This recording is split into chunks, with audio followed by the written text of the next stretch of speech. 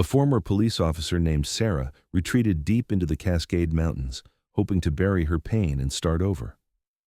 But one stormy night, a cry in the snow led her to a dying German shepherd, a dog marked with a mysterious tattoo tied to a case she thought was long dead. From that moment, danger found her again.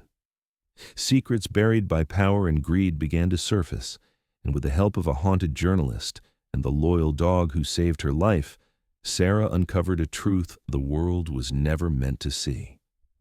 What happened next will make you believe in loyalty, redemption, and the quiet miracles God still sends to those who haven't stopped hoping.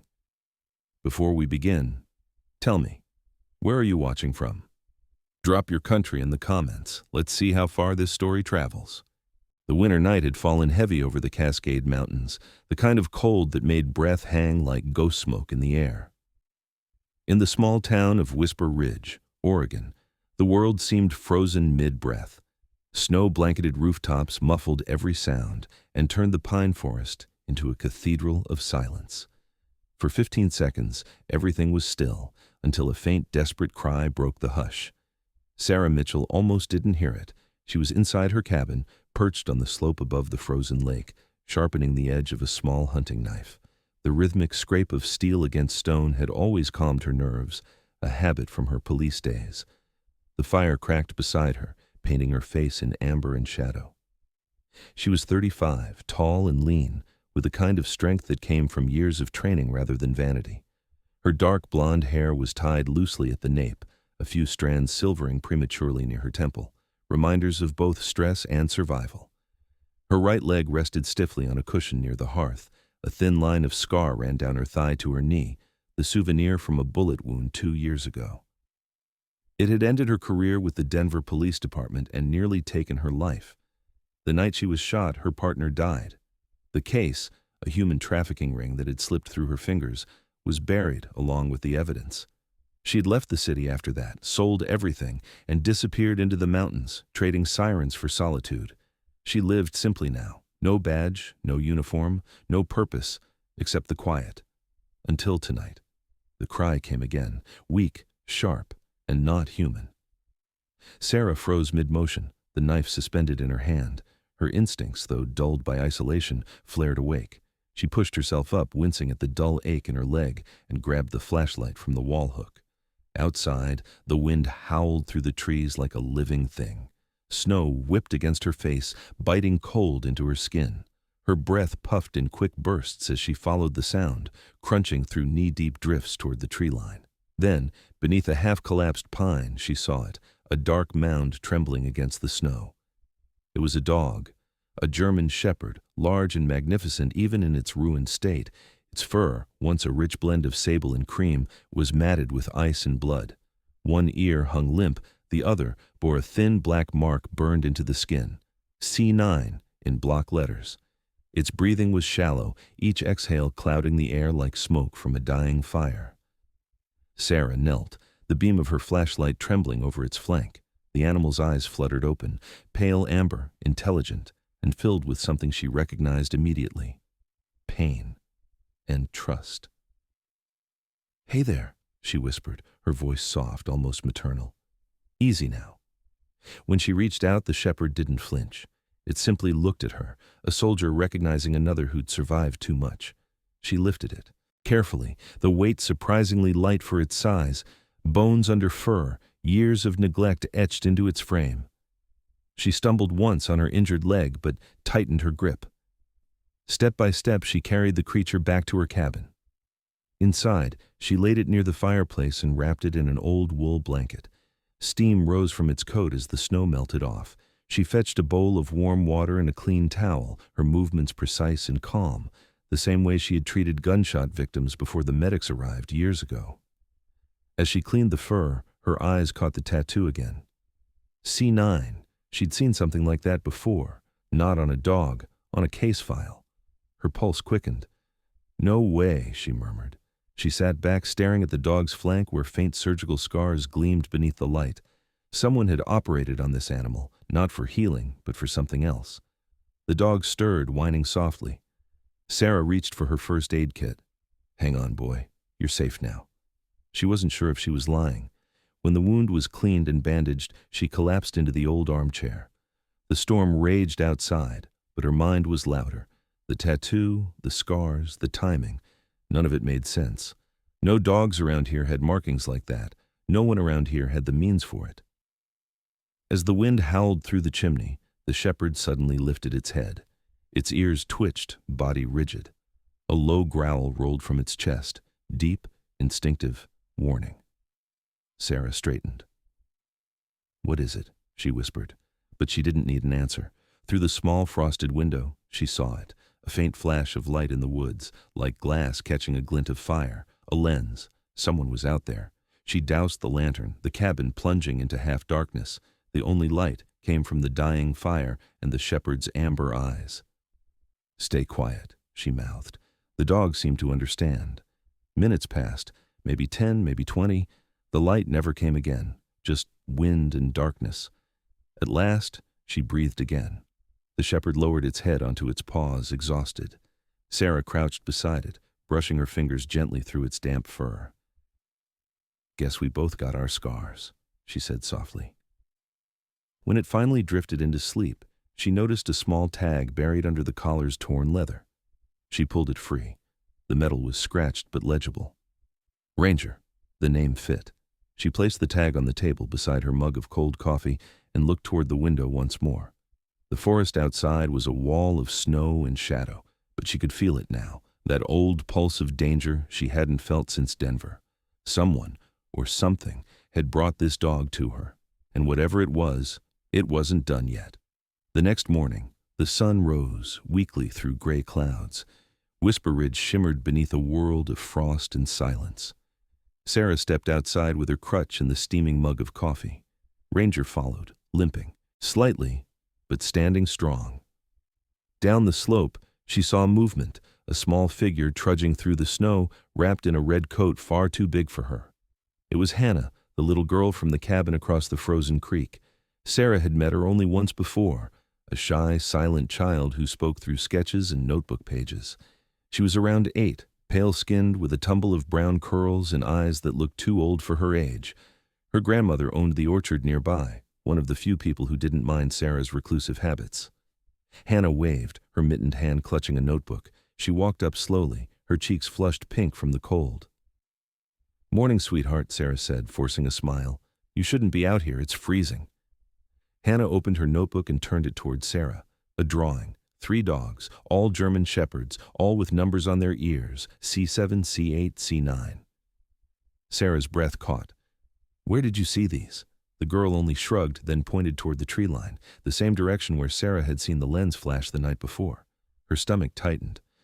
"All right," Sarah said carefully, her voice barely above a whisper. "You head home now, okay? Stay with your grandma." Hannah nodded once, but her eyes lingered on Ranger, who had stepped closer to her. The big dog lowered his head, sniffed her mitten, and, to Sarah's astonishment, gently licked her hand. The girl smiled, the first Sarah had ever seen. As Hannah walked away, the shepherd stood watch until she vanished into the snow. Then he turned his gaze back toward the trees, ears high, body tense. Sarah followed his stare. Somewhere out there, beyond the whispering pines, something waited. And for the first time in 2 years, she wasn't just afraid, she was awake. The snow had eased by morning, leaving a white silence so complete, it felt sacred. Sarah stood on her porch with Ranger at her side, watching mist rise from the frozen trees like smoke from the earth itself. The girl's drawing still lay on the kitchen table inside, 3 shepherds, marked with numbers that matched the tattoo on Ranger's ear. Coincidence didn't exist in Sarah's world. Experience had carved that belief into her bones. She took a deep breath of the crisp mountain air, the scent of pine and distant wood smoke filling her lungs. Something was coming, and the mountains could feel it too. Her leg ached sharply when she moved down the steps. The wound, though long healed, still burned when storms were near. The doctor in Denver had called it phantom pain. Sarah called it punishment. She carried that limp like a scar on her soul, a daily reminder of the case she hadn't solved, of the partner she hadn't saved. Now, with this dog and that strange mark, the ghosts were stirring again. Ranger followed her to the shed, his gait slow but steady. The morning light revealed more of him, a broad chest, long legs, and fur the color of steel and ash. He had the regal posture of a trained canine, but his eyes, deep amber, alert, ancient, held something more than obedience. They held memory. He was watching the tree line again, ears twitching toward the forest. Sarah felt his tension ripple through the air. "Yeah," she murmured, gripping her crutch. "I feel it too." She spent the next hours patching a broken window and restocking the generator fuel, anything to fight the unease. Ranger never strayed far, always listening, always scanning. When she went to check the snow traps she'd set for rabbits, he went ahead of her, clearing the trail like a trained sentinel. That night, as the firelight danced against the log walls, she decided to take a closer look at the tattoo. "Easy," she whispered, pulling him near. The scarred ear bore the black mark again, a capital LC-47 burned clean into the skin beneath the fur. Her heart hammered. She reached for her old laptop, the one she hadn't opened since leaving Denver. It was sluggish, the battery nearly dead, but it powered on. She typed the code into a search engine, hoping for nothing. Instead, she got a single match, an archived police report from a joint task force 2 years ago. The report was one of hers. The operation had been classified and buried under layers of bureaucracy. Its code name, Lazarus. Her hands trembled. That operation was supposed to be about human trafficking and experimental augmentation. But there had been whispers, late-night jokes from the tech division about the dogs that wouldn't die. The government had denied every rumor, and Sarah had buried the rest under pills and silence. Now, one of those rumors was asleep by her fire. A sharp knock jolted her out of thought. Ranger's head shot up instantly, a low growl, vibrating in his chest. Sarah froze. Nobody ever came up here uninvited. She grabbed the shotgun propped against the wall and limped toward the door. "Who is it?" she called. The answer came in a calm, measured female voice. "Sheriff Nora Briggs. Everything all right up here, Ms. Mitchell?" Sarah exhaled, shoulders relaxing just a fraction. She opened the door but kept the safety half off. Sheriff Briggs stood on the porch, her breath fogging in the cold. She was in her early 50s, sturdy and broad-shouldered, with iron-gray hair cut short beneath her hat. Her face was handsome in a severe way, square jaw, sharp cheekbones, eyes the color of flint. She wore the star of the law but carried herself like a soldier. Her tone was polite, but there was something behind it, curiosity laced with calculation. "Morning, Sheriff," Sarah said evenly. "Didn't expect visitors." "Storm cleared quicker than we thought," Briggs replied. "Just doing rounds, checking if anyone needed assistance. Heard you had some trouble last night. Sound carried down the ridge." Her gaze shifted to the dog lying near the fire inside. "That yours?" Sarah hesitated a beat too long. "Found him in the woods. Looked half dead. He's resting." Briggs stepped closer, her boots creaking on the porch. "You always had a soft spot for strays, huh? Guess that doesn't change." She smiled, but it didn't touch her eyes. "Town ordinance says new animals have to be registered, especially ones of that breed." Ranger's eyes tracked her every move. The sheriff noticed, and for a split second, her expression flickered. Recognition, maybe even fear. She cleared her throat. "Just making sure we don't have any wild ones running loose." "I'll handle him," Sarah said. "I'm sure you will." Briggs adjusted her coat, her badge glinting. "Anyway, stay safe. Roads are slick. And, Sarah?" Her voice dropped lower. "Sometimes things wander out of those woods that don't belong here. If you see anything strange, call me." With that, she turned and left, her snow tires crunching down the drive until only the echo of her engine remained. Sarah shut the door and leaned against it, her pulse racing. Ranger stood beside her, silent, eyes fixed on the window as if still watching the sheriff drive away. "You recognized her, didn't you?" she whispered. His tail didn't move, his ears didn't twitch, just a quiet, knowing stillness. That night, sleep refused to come. She replayed every word Briggs had said, every glance toward the dog. She couldn't shake the feeling that the sheriff knew more than she'd admitted.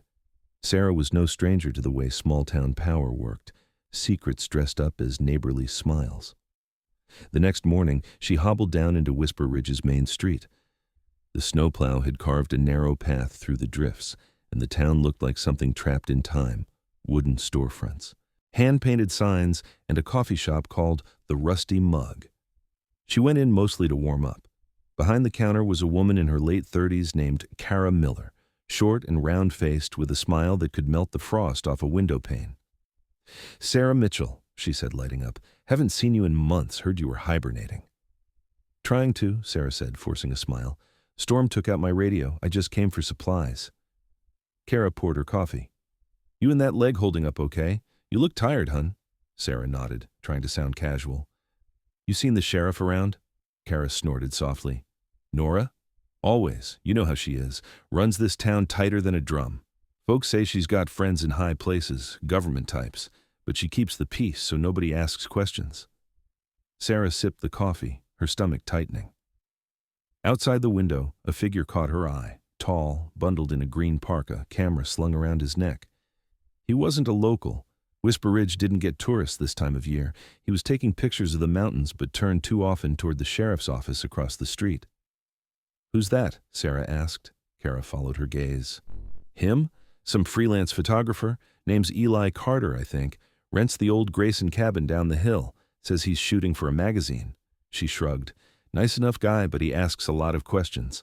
Sarah watched him leave the coffee shop, his boots crunching in the snow. Questions were dangerous things in a place that thrived on silence. She returned home before sunset. Ranger met her at the porch, tail wagging once before stiffening again. He stared past her, into the trees. A soft sound, branches breaking under weight, drifted from the darkness. Sarah gripped her shotgun, every instinct on edge. Then the noise stopped. Total silence. Even the wind held its breath. For a long moment she stood motionless, eyes straining against the pale shimmer of the snowfield. Then, as suddenly as it had come, the feeling passed. She turned back to the cabin, unaware that just beyond the pines, a camera lens glinted once before vanishing into the dark. That night, she dreamed of Denver, of red sirens, gunfire, and a warehouse full of cages. When she woke, sweat cold on her skin, Ranger was at the window, growling low at something unseen. She rose, heart pounding, and saw a faint imprint of boot tracks leading away from her door. Someone had been there, watching. Again. She crouched beside the dog, her hand resting on his head. "We're not alone out here, Ranger," she whispered, "but I guess we never were." Outside, the mountains stood silent and endless, but the peace that had once protected her was gone. The mark on the dog's ear had opened an old wound, and somewhere beyond the ridge the people who made that mark were moving again. The third night came with an unnatural stillness, the kind that made even the wind hesitate before crossing the valley. The air smelled faintly of smoke, not from the fireplace, but from somewhere deeper in the forest. Sarah stood by the window, one hand resting on the wooden frame, her other clutching a mug of lukewarm coffee. The cabin was wrapped in shadow, the fire's glow flickering across Ranger's coat as he slept by the door. She should have felt safe, but she didn't. Ever since Sheriff Briggs's visit, Sarah had sensed a shift. She had caught the glint of headlights once too often near the bend of the old mountain road. Twice she'd heard the echo of tires on gravel long after dark. Someone was circling her. Ranger felt it too. He slept lightly, ears twitching at every crack of branch or groan of ice. That evening, Sarah sat at her kitchen table, laptop open to the police archives she had managed to access. She was cross-referencing the Lazarus Project file again, though most of it was redacted, but one phrase kept reappearing. Asset Retrieval Protocol. Whatever Lazarus was, it hadn't ended. It had just gone quiet. A sudden thud outside shattered her focus. Ranger was on his feet before she was. He growled, low and sharp. Sarah grabbed the shotgun from its stand, her pulse hammering. "Easy, boy," she whispered, though her voice trembled. The sound came again, not from the woods, but from the side of the house. Something had brushed against the wall. She limped to the window, brushed away frost with her sleeve, and peered out into the darkness. For a moment, nothing moved, only snow and trees. Then, a figure darted between the pines, quick as a shadow. Her breath caught. She swung the door open, cold air slashing into the room. "Hey!" she shouted into the dark. Ranger shot past her, his paws kicking up snow, his bark echoing through the woods. But before she could follow, a blinding flash erupted behind her, orange and violent. The cabin wall shuddered under the impact. The air filled with smoke and splinters. The old oil lamp by the shelf exploded into flame. "Ranger!" she screamed. The heat came fast, swallowing the wooden walls in seconds. Sarah stumbled backward, her legs screaming in pain. Fire crackled up the curtains, devouring everything in its path.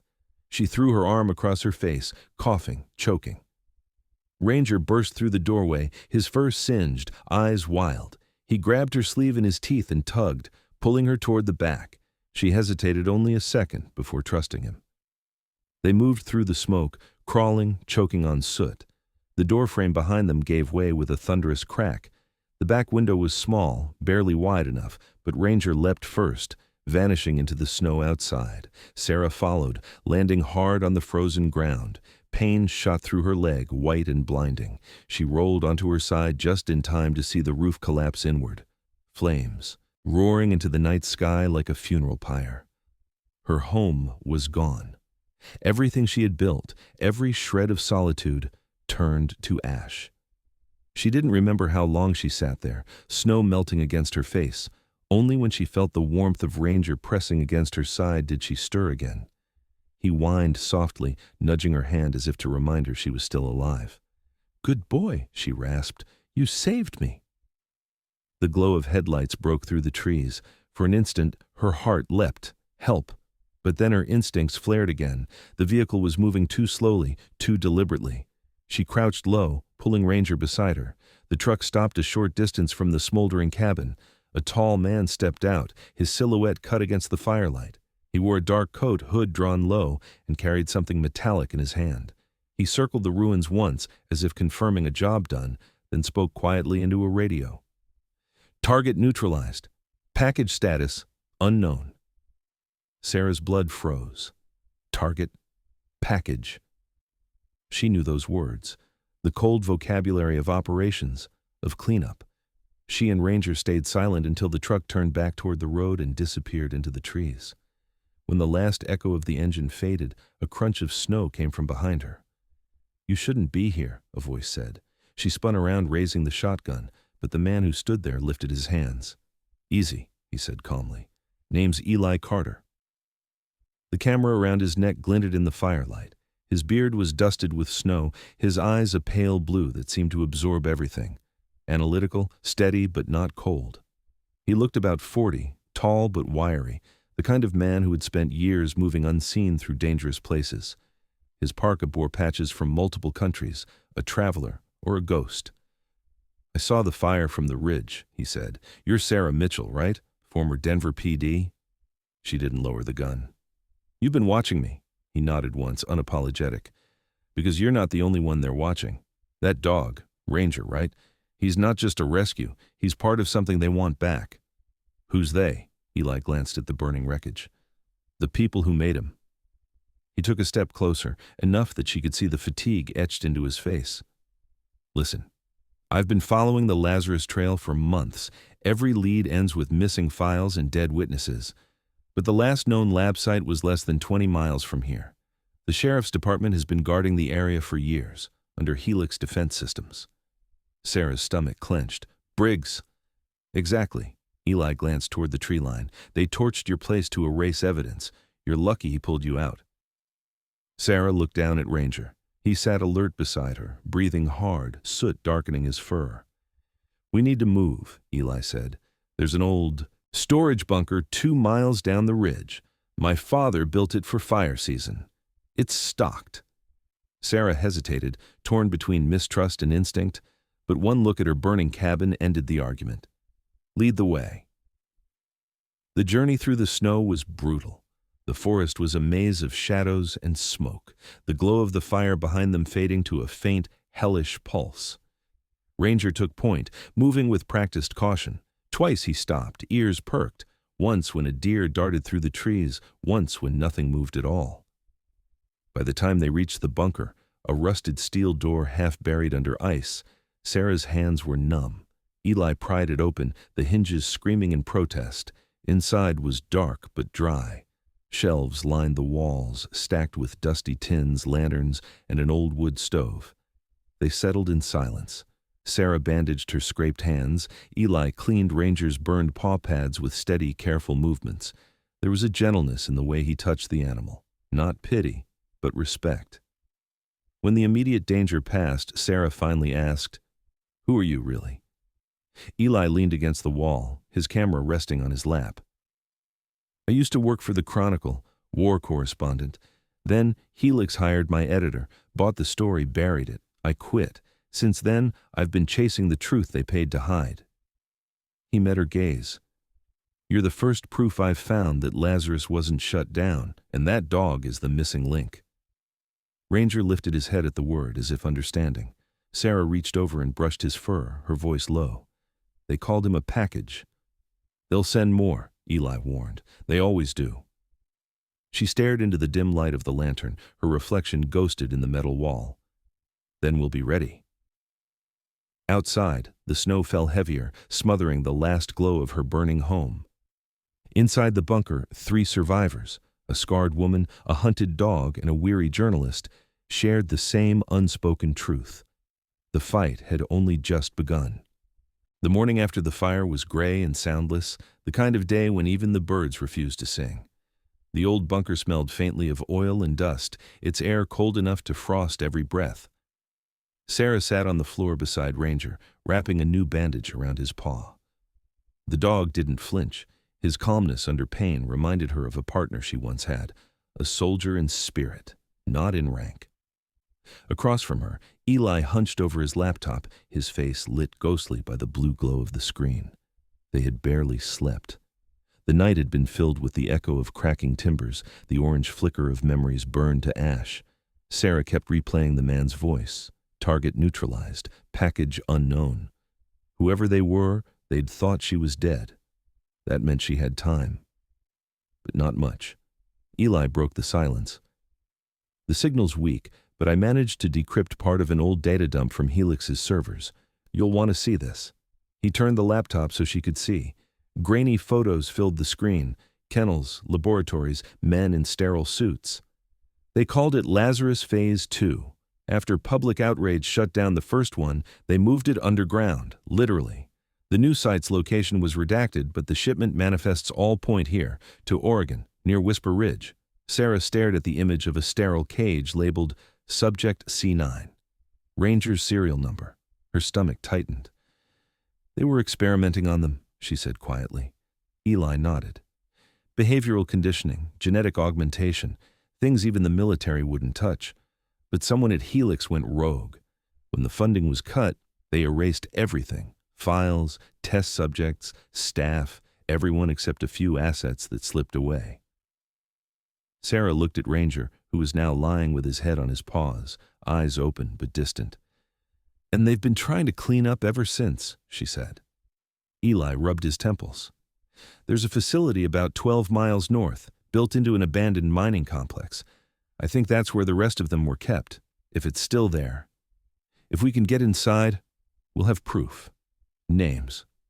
Everything." Sarah hesitated. "You realize walking in there could get us both killed." He gave a faint, humorless smile. "It's not my first time dying for a story." As afternoon fell, they prepared. Sarah checked the old rifle Eli found in the bunker, cleaned the barrel, and strapped a flashlight to the stock. She tied her hair back into a tight braid, her movements methodical, almost ritualistic. The haunted woman who had once sought silence in these mountains was gone. What remained was the detective reborn in fire. Ranger sensed it, pacing at her side with the same alertness she once saw in K9 units before a raid. Before they left, Sarah pulled out a small notebook from her pack. Inside was Hannah's drawing, the 3 dogs with numbers on their ears. She traced the line of C9 with her thumb. "That girl," she said softly. "She knew before I did." "Maybe she's seen something," Eli said. "Maybe she's part of this story more than she realizes." They stepped out into the snow. The world was a pale wasteland, the sun a dull coin behind veiled clouds.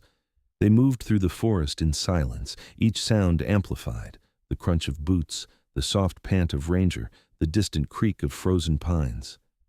By dusk they reached the old mining site, It sat at the base of a ridge, half swallowed by the earth, its rusted gates leaning like broken teeth. The sign above read, Whisper Ridge Quarry. Closed since 1989. Vines had crept over the chain-link fence and the air smelled of decay and iron. Eli went first, cutting a small hole through the fence. Inside, the ground sloped downward into a tunnel carved from rock and concrete. They flicked on their flashlights and descended. The deeper they went, the more the air changed, metallic, electric, humming faintly like a heartbeat. Then, the tunnel opened into a cavernous chamber. The walls were lined with metal doors, each marked with faded stenciled codes, Unit C4, C5, C6. Some were ajar, revealing empty kennels. Others were sealed, frost edging their corners.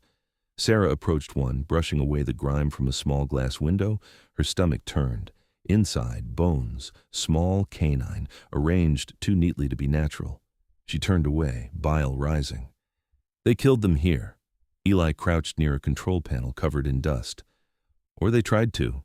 He wiped away grime from the monitor. Look at this.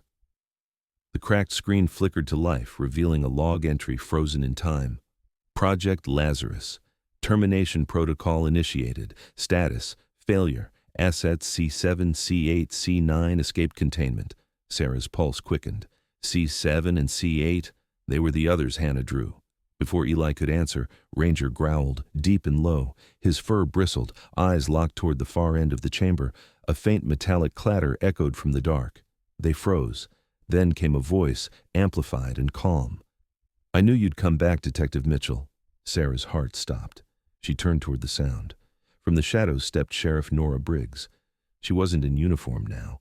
Her heavy coat was zipped to her chin, her gloved hand holding a pistol loosely at her side.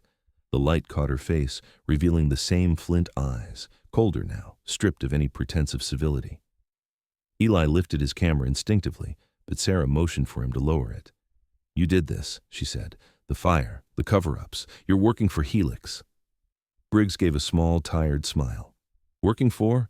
No, cleaning up after. You should have stayed quiet, Sarah. You were good at that once. Why me?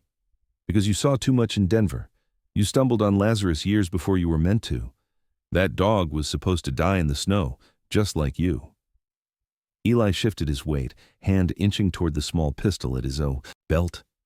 Briggs noticed, her aim snapping up in a heartbeat. Don't! Why protect monsters? Sarah demanded. Briggs's expression flickered for a moment, something like guilt, then gone. Because they're not monsters, they're weapons, and I've buried enough people to know the world always pays better for weapons than for heroes. Ranger's growl deepened, echoing through the chamber. The sheriff turned the gun toward him. Call it off, she ordered. Don't, Sarah whispered. Briggs's finger tightened on the trigger. The shot cracked through the silence, but Ranger had already moved. In a blur of fur and motion, he lunged, knocking Briggs off balance. The gun clattered across the concrete. Sarah rushed forward, grabbing the weapon. Briggs swung wildly, landing a fist against Sarah's shoulder, but years of police training kicked in. Sarah pivoted, pinned her against the wall, and pressed the barrel to her chest. For a long, shaking moment, both women froze. Predator and survivor, reflections of what they might have been in another life. Then Briggs exhaled, eyes hard. You think you can expose them? Helix owns this state. You'll die before sunrise. Then I'll die telling the truth, Sarah said, voice steady. Eli stepped closer, his camera raised again. Smile for history, Sheriff. The flash went off, blinding white.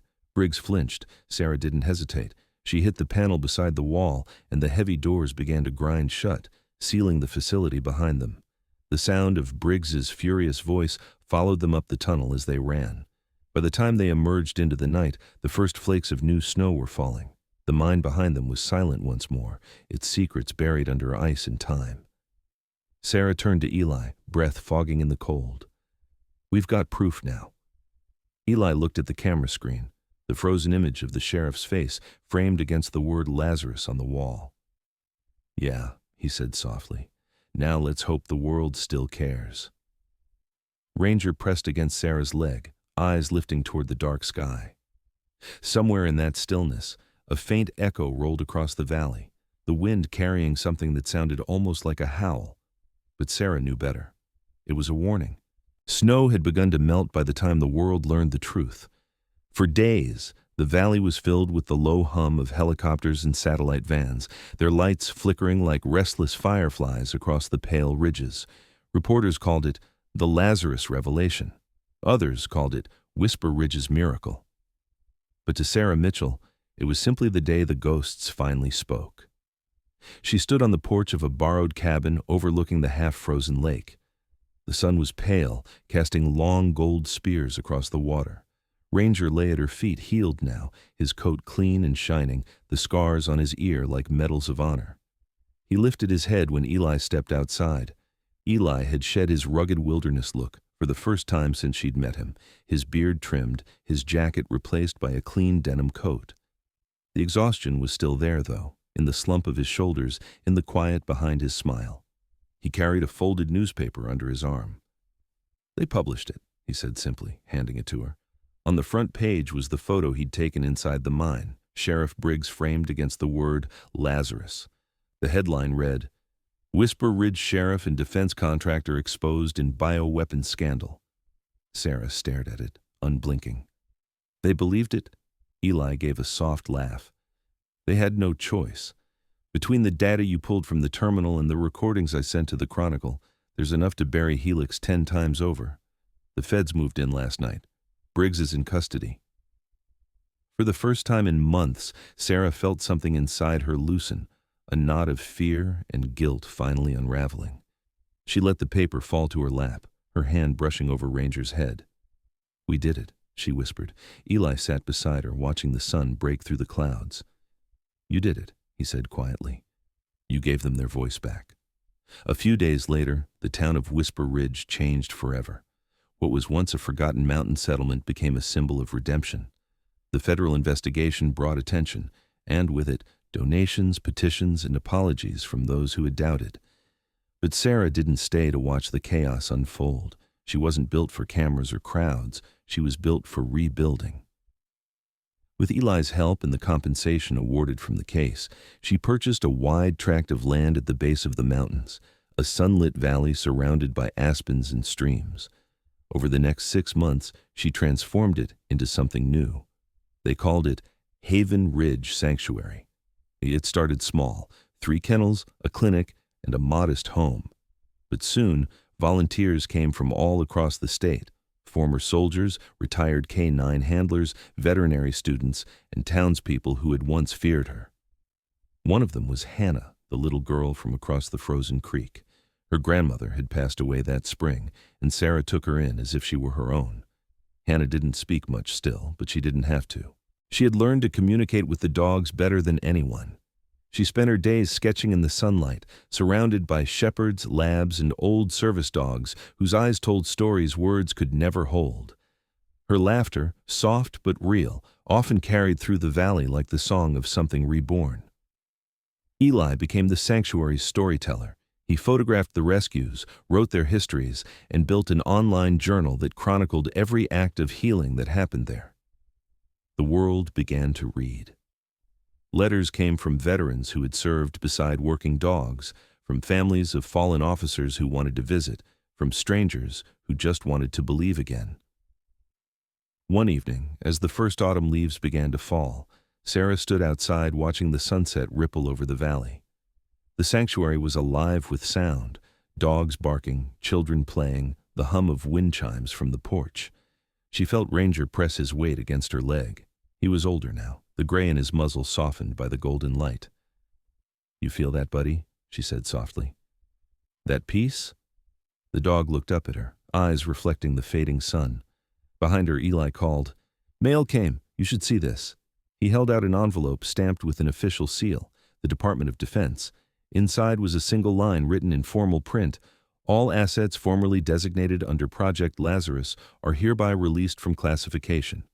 Status: retired with honor." Sarah smiled, tears stinging her eyes. She folded the letter carefully and placed it on the table inside. For once, there were no more secrets, no more ghosts. That night, the sanctuary gathered around the fire pit. Volunteers, neighbors, travelers who'd come to help rebuild what was broken. Someone strummed an old guitar. Hannah sat beside Ranger, drawing by the light of the flames. She showed her sketch to Sarah, a woman and a dog standing on a hill beneath a halo of light. In the corner, Hannah had written in careful letters, "We are never really alone." Sarah swallowed hard, her throat thick with emotion. "That's beautiful," she whispered. Eli smiled. "She's right, you know. You didn't just save a dog, Sarah. You saved everyone who forgot how to care." Later, when the others had gone to bed, she lingered by the fire. The stars above Whisper Ridge were bright and endless. She closed her eyes and whispered a prayer, not for victory, not for vengeance, but for gratitude. "Thank you," she murmured to the night, "for second chances." Ranger lifted his head as if hearing something in the wind, the faint echo of others like him free at last. In that quiet valley, life began again. The broken healed the broken. The forgotten were remembered, and the woman who once hid from the world found her purpose in saving it, one soul at a time. Sometimes miracles don't come as thunder or light. They come quietly, in a heartbeat that refuses to stop, in a dog that refuses to give up, in a soul that dares to love again. Sarah's story reminds us that even when the world burns, grace can rise from the ashes. Like the shepherd who found his home again, we too can find redemption in loyalty, courage, and faith. If you believe that love still heals, that God still works in small miracles, then say it with me in the comments. Type Amen and share this story with someone who needs to remember that goodness still exists. May God bless every heart that watches, every hand that helps, and every soul still waiting for their own whisper of a miracle. And if this story touched you, don't forget to like, comment, and subscribe, because together we can keep the light of compassion alive.